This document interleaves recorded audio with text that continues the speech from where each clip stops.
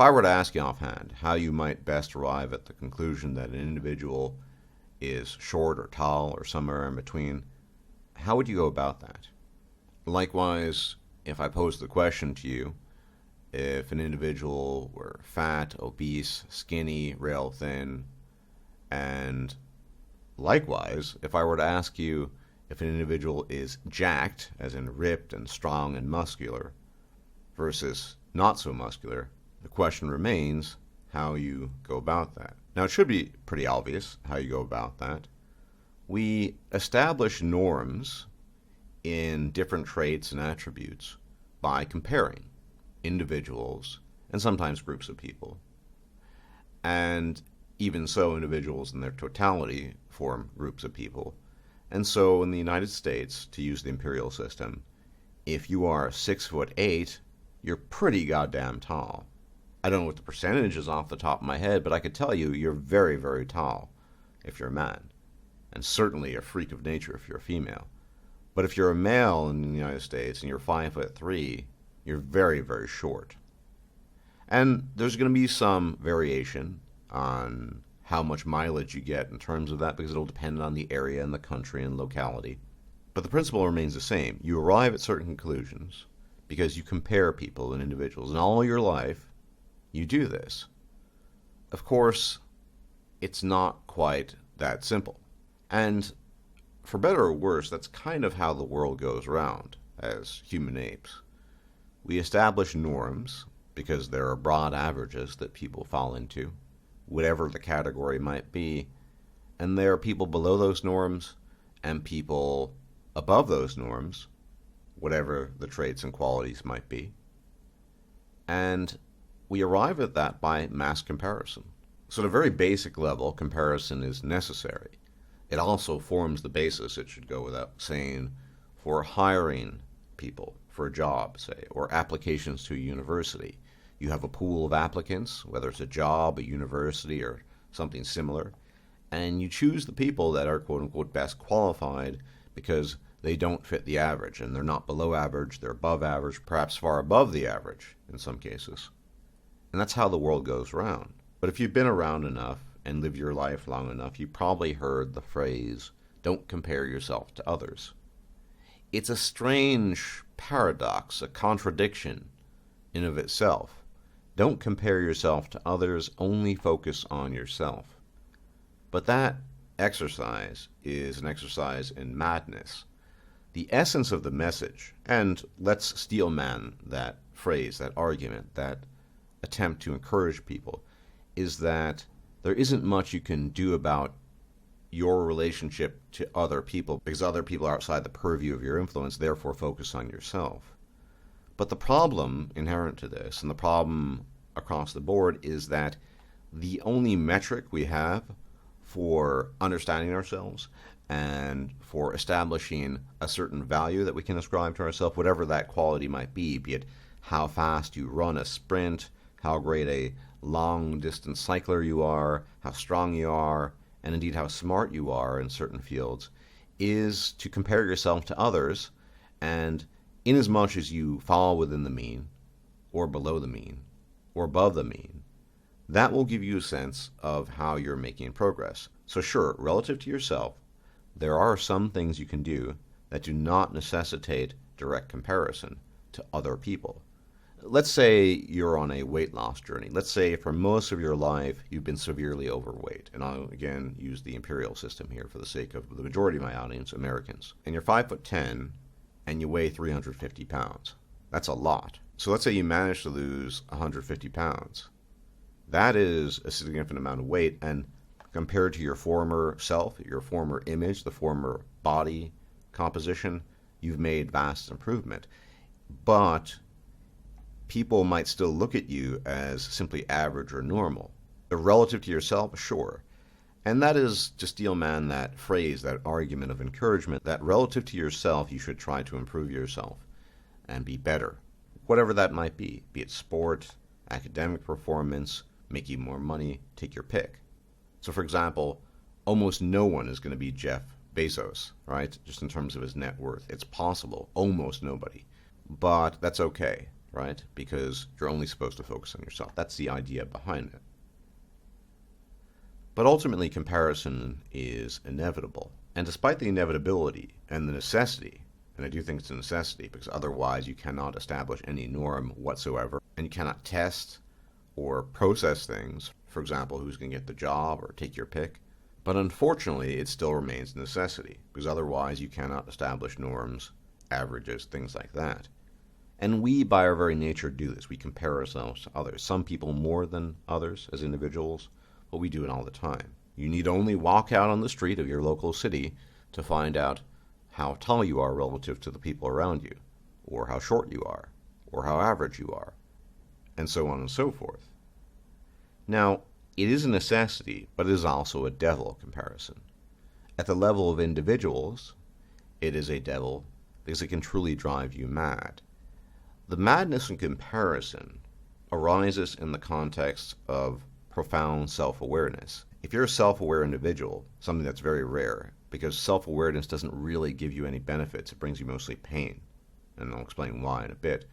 If you're a self-aware individual, you're going to compare yourself and realize that you fall short. You're going to recognize that you have limitations, and sometimes those limitations can be frustratingly painful and depressing.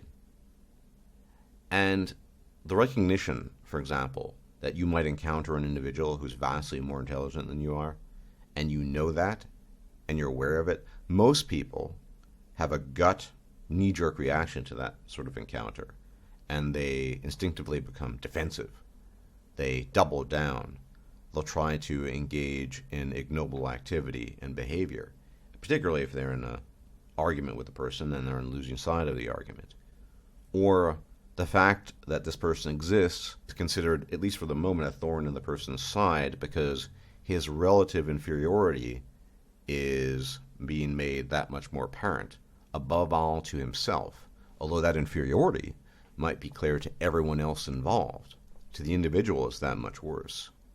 Now, throughout my life, I've had the luck and misfortune, depending on how you want to measure it, of working with people that were breathtakingly stupid, and in that sense significantly dumber than I was, and also people who were much, much smarter than I was. And also everything in between, all variations to be observed there, in addition to simply encountering people online where this is manifestly the case. And I don't think I have many gifts, and I wouldn't necessarily call this a gift, but one thing I know I am is profoundly self-aware. I'm aware of all my flaws and faults, things that might not come across in, say, a video, and would only be apparent to people who know me, and even so, they deny it. I'm aware of these things, of my, for example, relative stupidity compared to other people. And that hyper self-awareness has made me aware, no pun intended, of a conundrum that we face, of a contradiction that we face. And that is the contradiction of the devil and necessity in comparison. We cannot exist as human beings without comparing ourselves to others. And this goes beyond the scope of the individual. I'll talk about the macro scale in a bit. But we cannot exist without comparing ourselves to others. And yet, to compare ourselves to others is to near well damn ourselves to a miserable life. Because all around us, it's obvious there are people that are better than we are, people that are taller, people that are smarter, depending on where you are on the spectrum. Even if you're on the higher end of the spectrum, the far right of a bell curve on a particular trait or quality, you're still going to encounter people better than you, unless you're that one person who happens to be number one. At some point in time, that person will be displaced and replaced. So we're in a real conundrum here. And it's painful to be confronted with your own mediocrity. I do it every day. I metaphorically lash myself to remind myself of my lowly station in life and to know just how pathetic an individual I am. Now that sounds a bit harsh, and it certainly doesn't do much for my ego, but allows me a certain sense of humility in approaching the world so as to best understand the world. The price you pay for that is, well, you could take a guess. It doesn't do a whole lot for the ego, and therefore it's not particularly rewarding in any direct sense. On the macro scale, regarding this topic, we face a much, much greater issue. And that issue is something we see all around us these days, don't we? The issue of social justice culture, the inability to accept inequality between people, whether it's individuals or groups, the inability to accept different outcomes amongst individuals and groups, the inability to simply accept reality for what it is. Indeed, much of this is quite natural because, again, our only heuristic here is the comparison of oneself to other people. That's how we know whether or not we're tall, short, smart, whatever. Take your pick. And this could go on forever, probably, depending on the human trait you wish to speak of. What has happened, though, in the current and younger generations is that people have not been made aware of this reality. The fact that people are taught these days that everybody's identical, that we all have the same abilities and capacities, is where it starts. It's why everyone gets a silver or gold star simply for participating, right? Because competition has been eliminated. And by its very nature, competition is a comparison between individuals. And competition will continue as long as human beings are around. But the way young people have been raised, without competition, without knowing effectively where they stand in the world, that has been greatly diminished and reduced. And the consequence of this is a much greater receptivity to certain types of political ideologies. Hence why we see this immense receptivity of young people towards social justice, towards this phantasm of a world that's presented to us where everyone is pretty much the same, and differences in outcome and differences in life station and stature and status are all attributable to some sort of cheating algorithm or some sort of mechanism that is underhanded. And because people have raised a generation of quote-unquote snowflakes who do not understand that the world exists in a state of comparison, and that inevitably you're going to encounter people that are better off than you, whether it be wealth, looks, intelligence, take your pick, all of the above maybe in some cases, because we have not taught people at a young age how to process this and become self-aware, or at least encourage self-awareness. And I think the reason for this is because most people are profoundly not aware of themselves, of their weaknesses, and refuse to acknowledge them even to themselves, let alone other people. This is what we get. This is the concoction of the current year, a phantasmagorical concoction based on well-wishing to some degree, lies, deception, and above all, self-deception. Self-deception, because people cannot handle the reality and truth that, yeah, they are actually worse than other people. People will blithely ignore such differences and pretend that we're all the same. Pretend that somehow people are just cheating the system. And this is why you have this strange blame culture, right? The unfortunate reality we live in, this meaningless, purposeless universe, is a universe of effectively blameless victims. You could, for example, if you were handed a bad genetic lottery ticket, blame your parents. But is it really your parents' fault that they had the genome they had? And you could keep on going back to your great-grandparents and your great-great-parents and so on and so forth. But again, they didn't choose their genome or their locality or the place they were born. Neither did you. So in a way, we're all blameless victims. We are accorded various cosmic cards. Some of us win more than others. Some of us lose more than others. Most people fit some sort of mingling of the two, where they have a mixture of good traits and bad traits. And some people can win virtually every trait competition, and other people can lose every trait competition. The key here is to not allow the circumstance of reality, the fact that in any given trait you might be significantly inferior to somebody else, to not allow that to embitter you. Because here's the trick of psychology that simply doesn't work, right?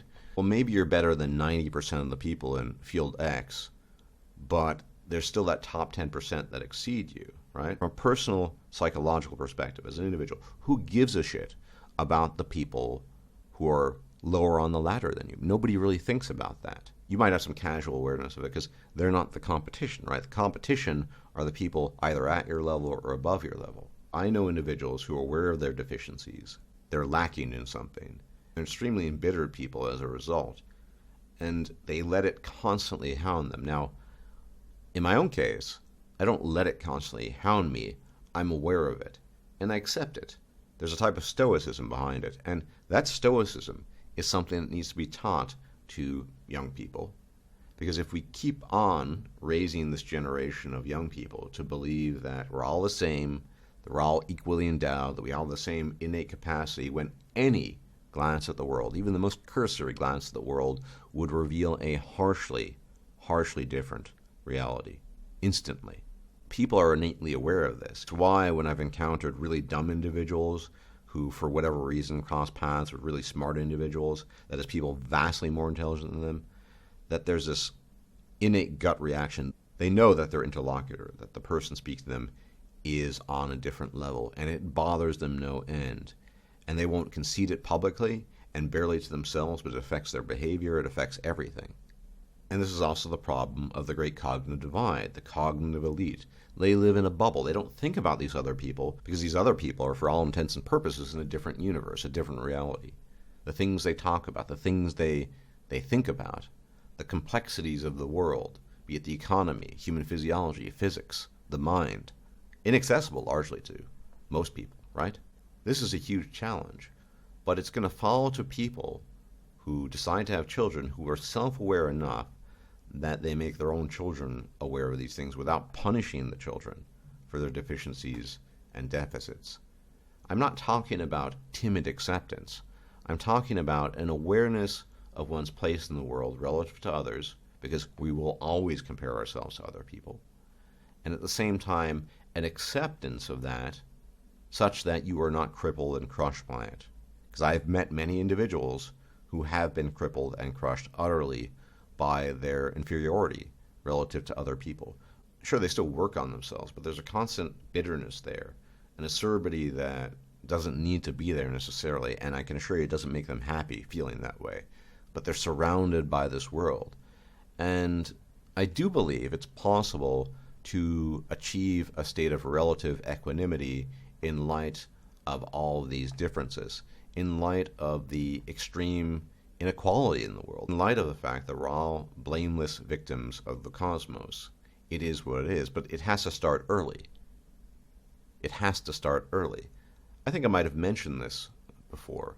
One of the things that made me hyper-aware of the reality we live in was undue praise I often received from my father, who was a very encouraging man, mind you. He would always offer me this undue praise. So, for example, he used to push me to do art.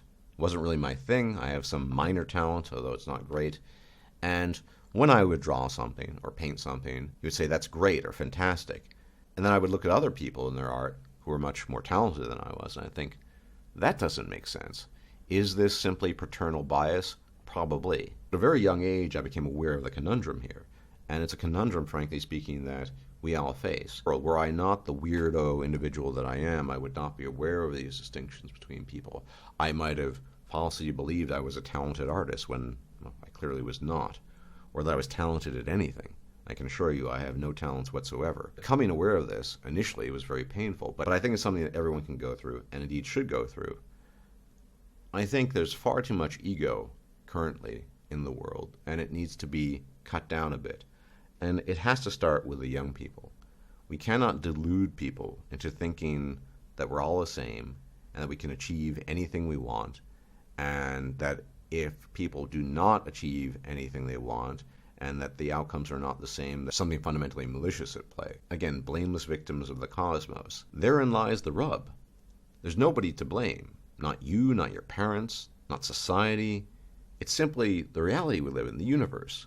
You're going to blame the stars? Well, perhaps, and that would be much closer to the truth than the claim that you as an individual are to blame, or the world around you, or society, or take your pick.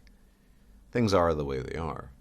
I really think this is a critical issue because of the main thrust, because of what we can witness in the current year, in this society that we live in, where differences are tacitly acknowledged and not given the due they ought to be, because people cannot deal with their internal feelings of envy and diminishment they sense and feel in light of certain realities that they are either unwilling or cannot accept.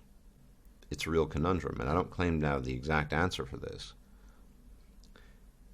This issue is a real conundrum, and I don't claim to have the exact answer to this, but I can assure you that it has to start with some self-awareness.